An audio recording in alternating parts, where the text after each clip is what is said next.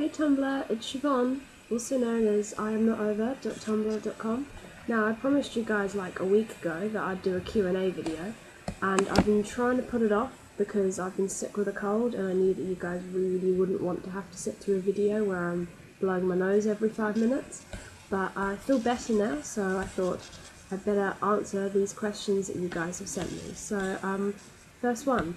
I'd like to know how your typical day looks like and what clothes you like to wear best. Well, things are a bit weird for me at the moment because in December I moved back to England from New Zealand after finishing school there, and the school year here is different and it started back in September. So at the moment I'm kind of half at school, half not, and I start properly Year 12 AS levels in September. So at the moment I go to school for 2 or 3 days a week, usually Tuesdays and Thursdays. So on a Monday, let's say today, I woke up at about 6:45 and I did some yoga, and then I went and made my breakfast, a giant bowl of oatmeal, and then after that I washed my face, got dressed, etc. Went on Tumblr, of course. I chatted to my mum, talked to some friends in New Zealand whilst it was still early enough and I hadn't gone to bed, and then I did a little bit of homework and practiced doing some human anatomy stuff and a bit of psychology homework. Usually I have, I don't know, a snack at around like 11 o'clock in the morning, and then after that I do some more stuff, possibly might go out somewhere, might go take my dog for a walk, I might read a magazine, watch some TV, more Tumblr, etc. And then I'll cook lunch, and then after I've eaten lunch I can do, I don't know, anything. Sometimes I go into town with mum, or go to the supermarket, or I might go for a bike ride, do some more yoga, more Tumblr, etc. Yeah, pretty much my day is quite boring. I have another snack in the afternoon, I don't know, like 4:30, 5 o'clock-ish, and then after that I do a bit of whatever. Sometimes I decide that I'm randomly going to make some food, like I made some peanut butter or something like that, and then I might chat to my sister, because usually by that time she's home from school, because she goes to school full-time. Chat to her for a bit, and then usually I help my mum cook dinner, and then have dinner. And then after that I might watch some TV with my parents, or more Tumblr, etc. Sort of, yeah, it's not a very interesting day, but on school days it's a little bit different. I go to school in the mornings, but the rest of the day is kind of the same, and I'm home for lunch. And what clothes I like to wear best? Well, at the moment in England it's winter and it's freezing, so I'm not much of a fashionista at the moment. I tend to stick to jeans, mostly skinny jeans, and if I'm lazing around the house I tend to wear my tracksuit bottoms. I know that's really attractive, but they're really warm, so don't judge me. Tops, I kind of tend to just wear at the moment long sleeve t-shirts and sweaters. I love sweaters. This is one of my favourite ones. I got it in Vancouver when I went there. It's an Angora blend one I got from French Connection, and I love striped sweaters. I have way too many striped sweaters, and lots of maroon as well. It's my favourite colour now, is maroon sweaters, and maroon sweater vests as well. And yeah, I also wear hoodies. I have my favourite hoodie is a Hollister one that I have, and it's a grey one, and it's ridiculously fluffy. It's got wool on the inside of the hood, and it's absolutely amazing. And if I'm going outside, I live in my puffer jacket, and I'm not sure if you guys know what a puffer jacket is, but they're really big in New Zealand, and it's pretty much, it's a sleeping bag as a jacket, and yeah, I wear that if I leave the house ever, because recently today, like today, it's not supposed to get above 3 degrees Celsius here, so yeah, if I go outside then I'm definitely going to be wearing my puffer jacket.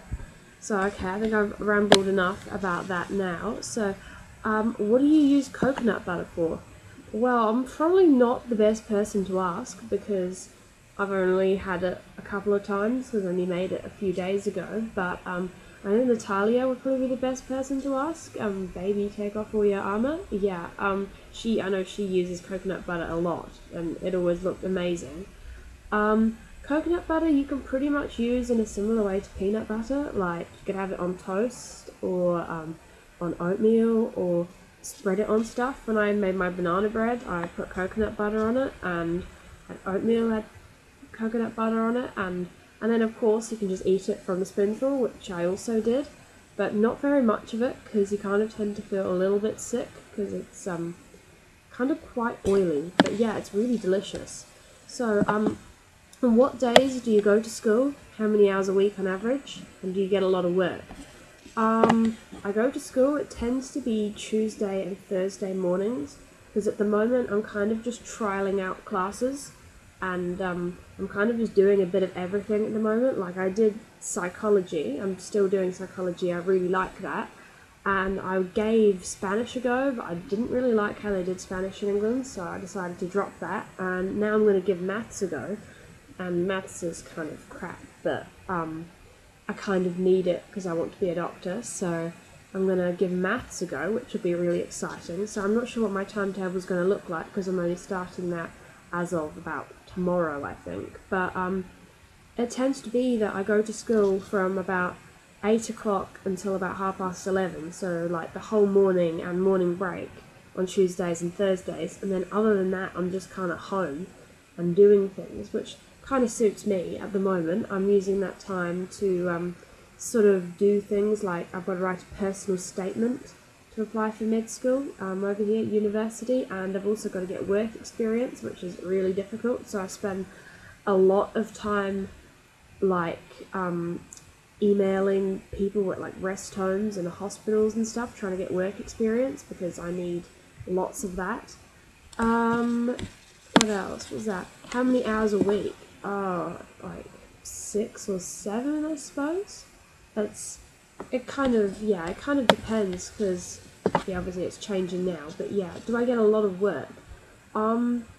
Well, psychology we get a fair bit, and half the time I don't really know what I'm doing because the marking system here is really strange. There's like AO1s and AO2s, and I don't know what that means, but I give it a go. So when they set an essay, for example, I do it and hand it in, and half the time it's really good content, but I haven't answered it in the way that they like it, so I don't get the best marks. But I was pretty impressed in psychology last week. I got 18 out of 21. I think I did the best in the class, which is amazing considering I hadn't really learnt half the topic. So, when did you realise your orthorexia was a problem, and what made you start recovering? And how did your parents feel when you were at the lowest weight? Mine thought I had anorexia, and technically did you know you could have been diagnosed with anorexia if you're purposely eating like that and are underweight? Okay, big question. I realised my orthorexia was a problem, well, my sort of obsession with healthy eating was a problem, in about July, when my family went to Rarotonga for a holiday, and I freaked out and made my dad take me to the supermarket so I could buy tins of tuna to take with me, because I was scared of the food that was going to be there. And I went there and I went and bought about 10 tins of tuna, and I filled my entire suitcase with tins of tuna, cans of chicken as well, peanut butter, and like I filled my suitcase up with just food that I was going to eat when I got there. And then I kind of realised when I got to Rarotonga and I unpacked my suitcase how ridiculous it was that I was going to go on holiday and just eat my safe foods and never eat any carbohydrates or anything nice at all. And on that first night we went out for dinner, and I ordered a giant big dinner, it was like, I think I had sweet potato fries, but these were deep fried ones with aioli, which is, garlic mayonnaise, and I had loads of fish with it, of course, lots of salmon, and then I had a dessert afterwards. I had a giant piece of gluten-free chocolate cake, and I also had an alcoholic cocktail. I had a giant big cocktail, so I guess that was when I realised it was a problem, and that was the first time I decided to just say, okay, whatever, I don't care, I'm just going to eat whatever I feel like. and it was fantastic. And I ate like that for the rest of the holiday, and after that, that's when I realised that actually, wait a second, why am I only going to eat like this for this 1 week holiday? Why can't I just eat what I like when I like? And so that's when I decided to try and start fixing my relationship with food. And also that was when I cancelled my gym membership, because I knew that I really needed to focus on just getting healthy rather than being obsessed with lifting weights and getting really strong and fit, when really I should just try and eat a bit more normally.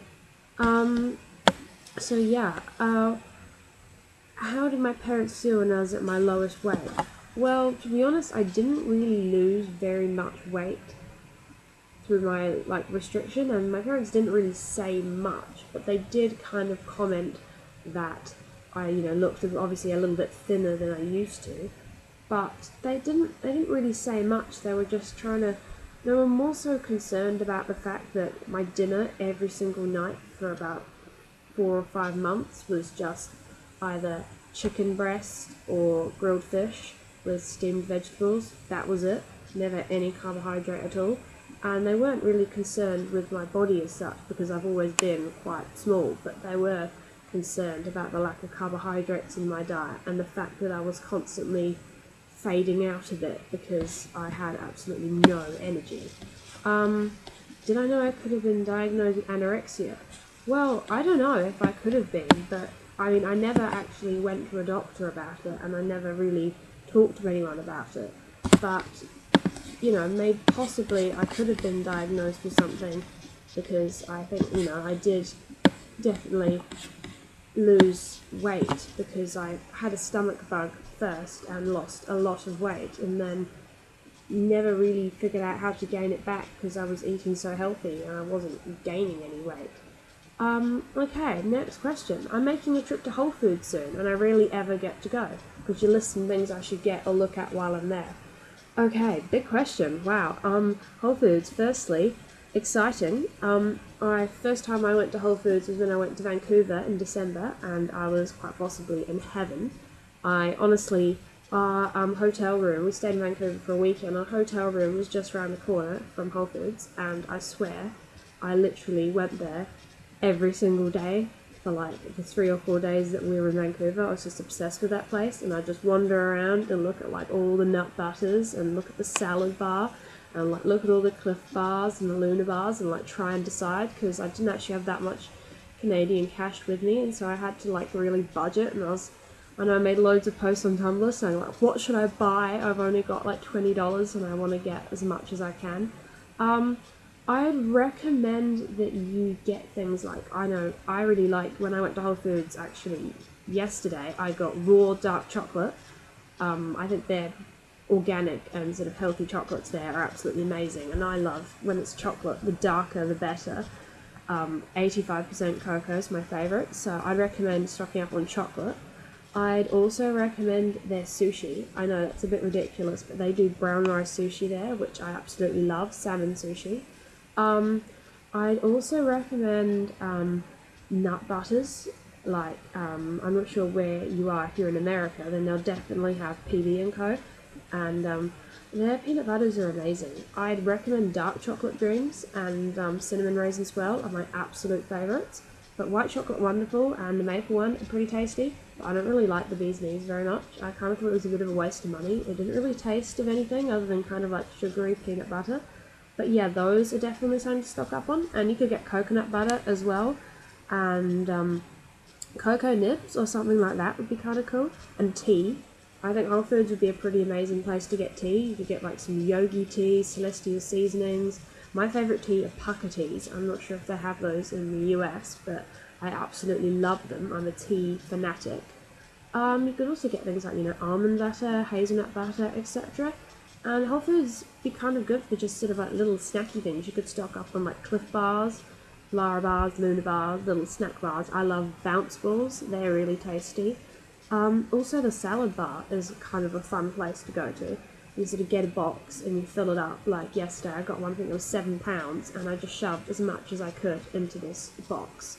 and I got like a butternut squash salad and kale and chickpeas and beans and all sorts. And I took that home, and it was the world's biggest bowl of salad, and it was absolutely delicious. Whole Foods is also a really good, like their deli counter. Like I got these amazing little quinoa sweet potato burger things, which look really tasty. Kind of, yeah, just sort of stock up on things. Nut butter, they also have a freshly ground thing, which would be kind of cool. You can grind your own peanut butter into a tub, and your own cashew butter, pistachio butter, hazelnut butter, etc. That's kind of cool. And yeah, Whole Foods pretty much stock up on little things, little health food things is the best place. But yeah, I would recommend just have a look around at everything. Like even the fresh fruit and vegetables is like mind blowing. It's just so huge, and they have so much choice. Okay, this video is getting really long, so I'll do the last question. Do you sweeten your oatmeal, and if so, with what? No, I don't. I really don't have any sweet tooth whatsoever, and I never have. I've never liked sugar in anything, and I've never really liked milk chocolate or anything like that, or sweets or anything like that. So no, I don't sweeten my oatmeal. I use vanilla extract, which I guess kind of makes it sweet, and I do mash a banana in it, which obviously does make it quite sweet, but like if I make pumpkin oatmeal, for example, there's no banana in that, and it's sweet enough for me, so no. But you know, feel free to. I quite use like agave nectar. I use that if I'm baking, like when I make little protein balls, I use agave nectar. And sometimes I have that if I'm having like a little like yogurt bowl with fruit and nuts and stuff. I like a squirt of that, but I don't really tend to use sweeteners. Okay, well, this video is like 17 minutes long, so if you've actually watched all of this, you're amazing. And yeah, I'm gonna go now, so I hope my nose isn't too blocked and I don't sound ridiculous, and please ignore my ridiculous hair. I've got loads and loads of new hair coming through at the moment, and it's kind of like this weird short baby hair that's just sticking out everywhere, and no matter what I do, I can't get it to stay down. It's a nightmare. And yeah, I have really strange buns. I didn't look in the mirror when I did this one. I just kind of did it this morning. So yeah, ignore that, please. And I love all you guys. Thank you so much for following me, and I hope you have a great day. Bye.